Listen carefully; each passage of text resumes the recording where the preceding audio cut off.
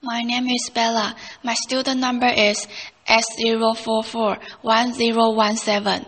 And Curzan, what makes the world real? I am a freshman at NCUE. I need to start by telling you a little bit about my social life, which I know may not seem relevant, but it is. When people meet me at parties and they found out that I'm an English professor who specializes in language, they generally have one of two reactions. One set of people look frightened. They often say something like, "Oh, I had better be careful what I say. I'm sure you will hear every mistake I make." And then they stop talking.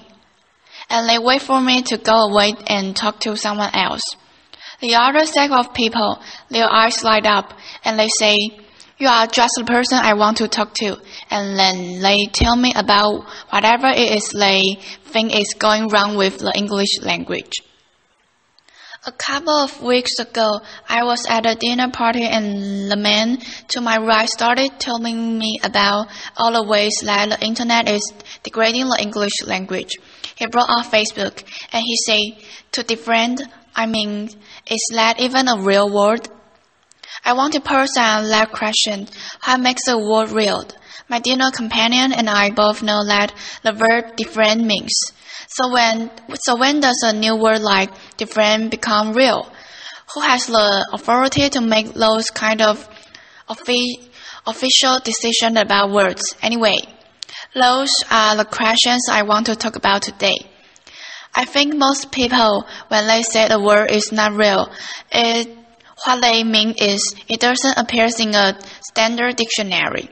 That, of course, raises a host of other questions, including who writes dictionaries. Before I go any further, let me clarify my role in all of this. I do not write dictionaries. I do, however, collect new words much the way dictionary editors do. And the great thing about being a historian of the English language is that I got to call this research. When I teach the history of English language, I require that students teach me 2 new slang words before I will begin class. Over the years, I have learned some great new slang this way, including hungry, which is when you are cranky or angry because you are hungry, and adorable, which is when you are adorable in kind of dorky way. Clearly, terrific words that fill important gaps in the English language. But how real are they if we use them primarily as slang and they don't yet appear in a dictionary? With that, let's turn to dictionaries. I'm going to do this as a show of hands. How many of you still regularly refer to a dictionary, either print or online? Okay, so that looks like most of you. Now a second question. Again, a show of hands. How many of you have ever looked to see who acted the dictionary you are using? Okay, many fewer. At some level, we know that there are human hands behind dictionaries, but we're really not sure who those hands belong to. I'm actually fascinated by this. Even the most critical people out there tend to not be very critical about dictionaries, not distinguish about them, and not asking a whole lot of questions about who edited them. Just think about the phrase, "look it out in the dictionary," which suggests that all dictionaries are exactly the same. Consider the library here on campus, where you go into the reading room, and there is a large, unadorned dictionary up on a pedestal in this place of honor and respect, lying open so we can go stand before it to get answers. Now, don't get me wrong. Dictionaries are fantastic resources, but they are human and they are not timeless. I'm struck as a teacher that we tell students to critically question every text they read, every website they visit, except dictionaries, which we tend to treat as an treat us unauthoritative, as if they came from nowhere to give us answers about what words really mean. Here's the thing. If you ask dictionary editors, they will tell you they are just trying to keep up with us as we change the language. They are watching what we say and what we write and trying to figure out what is going to stick and what's not going to stick. They have to gamble because they want to appear cutting edge and catch the words that are going to make it, such as LLL. But they don't want to appear fetish and include the words that are not going to make it. And I think a word that they are watching right now is YOLO. You only live once. Now I get to hang out with dictionary editors. And you might be surprised by one of the places where we hang out. Every January, we go to the American Dialect Society annual meeting, where, among other things, we vote on the word of the year. There are about 200 or 300 people who come, some of the best-known linguists in the United States. To give you a sense of the flavor of the meeting, it occurs right before happy hour. Anyone who comes can vote.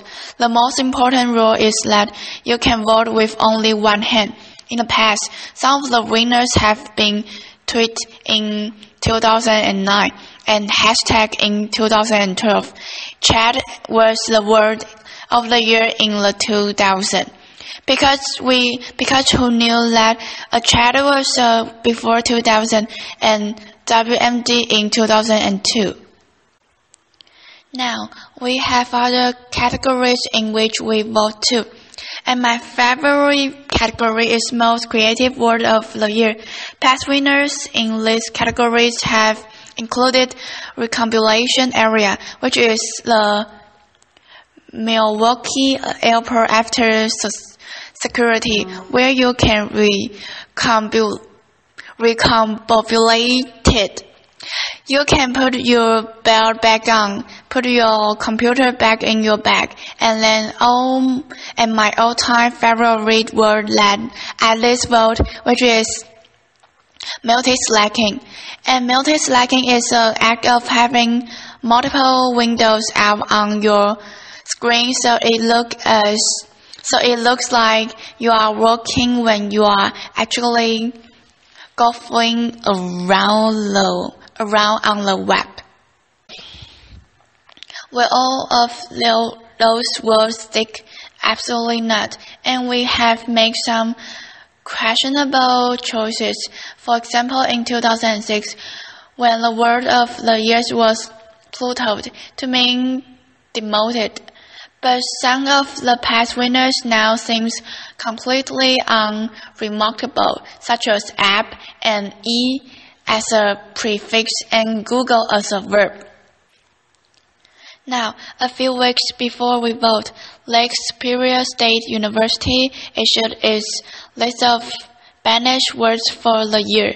What is striking about this is that there is actually often quite a lot of overlap between their list and the list that we are considering for words of the year. And this is because we are noticing the same thing. We are noticing words that are coming into prominence. It's really a question of attitude. Are you bothered by language fade and language change? Or do you find it fun, interesting, something worth it of study as a part of a living language? The list by Lake Superior State University continues a very long tradition in English of complaints about new words. So there's a Dean Henry offered in 1875, who has a very consider that desirability is a real terrible word. In 1760, Benjamin Franklin wrote a letter to David Home giving up a word colonized as bad. Over the years, we have also seen worries about new pronunciations. There's Samuel Rogers in 1855, who is considered about some fashionable pronunciation that he found offensive. And he says, as if contemplative were not bad enough, balcony makes me sick. The word is borrowed in from Italian and it was pronounced balcony. Those complaints now strike us cramped, if not downright adorable. But here is the thing, we still get quite worked out about language change. I have an entire file in my office of newspaper articles which express concern about illegitimate words that should not have been included in dictionary, including LOL. When it got into the Oxford English Dictionary and different, when it got into the Oxford American Dictionary, I also have articles expressing concern about invite as a noun, impact as a verb, because only TIF can be impact, and incentives is described as boorish, bureaucratic, misspeak. Now, it's not that dictionary editors ignore those kind of attitudes about language. They try to provide us some guidance about words that are considered slang or informal or offensive, often through usage labels. They are in something of a blend because they are trying to describe what we do, and they know that we often go to dictionaries to get information about how we should use the word well or appropriately. In response, the American Heritage Dictionaries include usage notes. Usage notes tend to occur with words that are troublesome in one way, and one of the ways that they can be troublesome is that they are changing meaning. Now, usage notes involve very human decision, and I think as dictionary users, we are often not as aware of those human decisions as we should be. To show you what I mean, we will look at the example. But before we do, I want to explain what dictionary editors are trying to deal with in this usage note. Think about the word pursuits and how you use this word. I would guess many of you are thinking of skim, scan, reading quickly. Some of you may even have some walking involved because you are pursuing grocery stories, store shelves, or something like that. You might be surprised to learn that if you look in most standard dictionaries, the first definition will be to read carefully or pore over. American Heritage has that as the first dictionary. They even has as the second definition scheme, and next to that they say usage problem, and then they include a usage note which is worth looking at. So here is the usage note. Peruse has long meant to read through fully, but the word is often used more loosely to mean simply to read. Further extension of the word to mean to glance over. Skim has traditionally been considered an error, but our bullet results suggest that it is becoming somewhat more acceptable. When asked about the sentence, I only had a moment to peruse the manual quickly. 66% of the panel found it unacceptable in 1988, 58% in 1999, and 48% in 2011.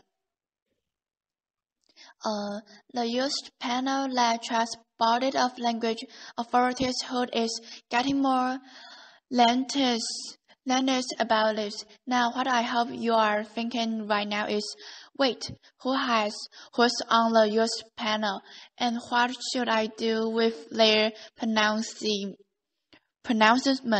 If you look in the front matter of American Heritage dictionaries, you can actually find the names of the people on the used panels. But who looks at the front matter of the dictionaries? There are about 200 people on the usage panel. They include academics, journalists, creative writers. There's a Supreme Court justice on it and a few linguists. As of 2005, the list includes me. Here's what we can do for you. We can give you a sense of the range of opinions about context usage. That is and should be the extent of our authority. We are not a language academic. About once a year, I got a ballot that asked me about whether news use, new pronunciations, new meanings are acceptable. Now, here's what I do to fill out the ballot. I listen to what other people are saying and writing. I do not listen to my own likes and dislikes about the English language. I will be honest with you, I do not like the word impactful, but that is neither here nor there in terms of whether impactful is becoming common used and becoming more acceptable in written prose. So to be responsible, what I do is go look at usage, which often involves going to look at online databases such as Google Books. Well, if you look for impactful in Google Books, here is what you find. Well, it just looks like impactful is proving useful or for a certain number of writers and has become more and more useful over the last 20 years. Now, there are going to be changes that all of us don't like in the language.